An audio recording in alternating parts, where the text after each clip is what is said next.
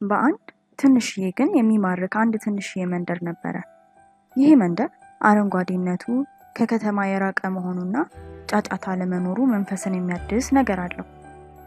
በዚህ ትንሽዬ መንደር ውስጥ የሚኖር አንድ እናትና አባቱ የሞቱበት ኢታን የሚባል ልጅ ነበረ። ትንሹ ኢታን ቤተሰቦቹ ካረፉ ወዲህ ህይወት አስቸጋሪ ነበር የሆነበት። የተወደክ የሚለው የሌለው ኢታን ጠግቦ መመገብ ለእርሱ በጣም ብርቅ ነገር ነበረ። አብዛኛውን ጊዜ አንዲት ደረቅ ዳቦ ብቻ በልቶ የሚውልበት ቀናቶች ይበዛሉ። ነገር ግን ኢታን ማጣቱ እንጂ ሁሌ ሰዎችን መርዳት የሚወድ አይነት ሰው ነው። ሁሌ በመስኮቱ ይወጣና የተቸገሩ ሰዎችን ሲያይ አይ እንደው አቅም ኖረኝ ሁሌ እንዳለ ነው። ማጣቱ በጎ ከማሰብ አለመከልከሉ አይገርምም? ታዲያ አንድ ቀን ኢታን በዛሽ ትንሽዬ መንደር ውስጥ ካለሽ ኮረኮንች ላይ እየሄደ ሳለ አንዲት ወፍ ክንፎቿን ተጎርታ ለመብረር ስትንደፋደፍ ያያታል። ልበ ሩህሩህ ኢታን እንኳን ለመርዳት አቅም ኖሮት ይቅርና ሳይኖረው እንኳን የተቸገረን ለመርዳት የማይቆፍረው ጉድጓድ አልነበረም። ታዲያ ኢታን መንገዱን ትቶ ወፏን ይዞ ወደ ቤቷ አመራ።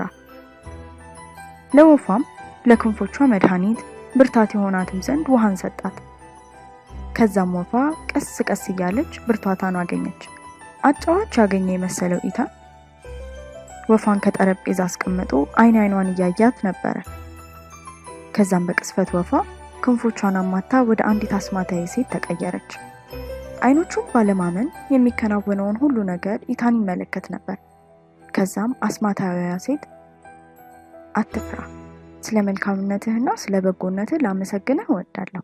በመንገድ ወድቄ ማንም ዞር ብሎ ሊያየኝ አልፈለገም ነበር። አንተ ግን ረዳኸኝ። ለዚህ ምስጋናህን አቀርብልህ ዘንድ አንድ ምኞት ተመኝ እና ፈጽምልሃለሁ። ምስኪኑ ኢታንም ኧረ ተይ አቀልጂ እንጂ የምርሽ ነው እንዴ አለ በሚሰማው ነገር ግራ ገብቶት። አዎ አንድ ምኞት ብቻ። ከዛ ኢታን በጣም ርቦት ነበርና ቤት ውስጥ ምንም የሚበላ አልነበረውምና ሆዴ ጥግብ እስኪል መብላት እሱ ነው የምፈልገው። በየዋህነቱ ያዘነችለት አስማታዊዋ እንግዲህ እንደዛ ካልክ ምግብ በፈለግ ጊዜ ሁሉ ወደ ጠረጴዛ ቀረብ በልና እርቦኛል እባክህን ጣፋጭ ምግቦች አቅርብልኝ በለው ይሰጣል ብላ ከአካባቢ ተሰወረች። ጆሮውንም አይኑንም ያላመነው ኢታን ባለማመን ደርቆ ቀረ። ከነጋ ምግብ ያልበላው ሆዱ ግን ይንቋረር ጀመር። ከዛ ኢታን አስማታዊዋ ሴት እንዳለችው ወደ ጠረጴዛው ሄዶ እርቦኛል እባክህን ጣፋጭ ምግቦችን አቅርብልኝ ባለ ጊዜ ያ ጠረጴዛ በትኩስና በጣፋጭ ምግቦች ተሞላ። እንኳን በልቷቸው ሽታቸውን እንኳን አሽትቶ የማያውቃቸው ጣፋጭ ምግቦች ነበሩ ከፊቱ የመጡለት።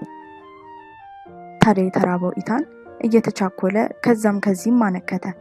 ከረጅም ጊዜ በኋላ ሆዱ ጠግቦ ሰላማዊ እንቅልፍንም ተኛ። ቁርሱንም ኢታን ተአምራዊውን ጠረጴዛ ተጠቅሞ በልቶ ወደ መንደሩ የገበያ ስፍራ ቀና።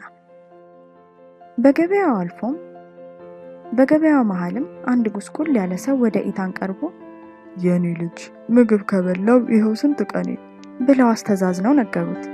ኢታንም የረሃብን ክፋት ያውቅ ነበርና ሽማግሌውን ሰው ወደ ቤቱ ይዟቸው ሄደ። ቤቱም አስጠግቶ ከተአምራዊ ጠረጴዛ ላይ ፊት ቆሞ እርቦኛል እባክህን ጣፋጭ ምግቦችን አቅርብልኝ ባለው ጊዜ ተአምራዊ ጠረጴዛ እንደተለመደው ጠረጴዛውን በጣፋጭ ምግቦች ሞላው። ይህን ሁሉ ነገር በጽሞና ይመለከት የነበረው ሽማግሌ ሰው በልቡ ምን ጉድ ነው ሳይል የቀረ አይመስልም። ከዚያ ጣፋጭ ምግቦችን በልቶ ትንሹ ኢታንንም አመስግኖ ተሰናብቶት ሄደ። ከዛን ቀን ጀምሮ ኢታን የተቸገሩ ሰዎችን እየመገበ አብሮ ይመገብ ጀመር። በአንዱ ቀንም አስማታዊያ ሴት ወደ ኢታን መጣች።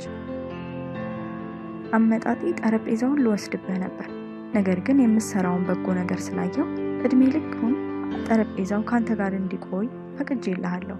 ኢታንም አመስግኖ በጎ ድርጊቱን ቀጠለ። የኢታን ተአምራዊ ጠረጴዛ ከመጣ ወዲህ በዚያ መንደር ማንም ምግብ አጥቶ ተቸግሮ ባዶ ሆዱን የሚያደርሰው ጠፋ። የኢታን በጎነት ለኛም ይኖራል። በሌላ አዲስ ታሪክ እስከምንገናኝ ቻው።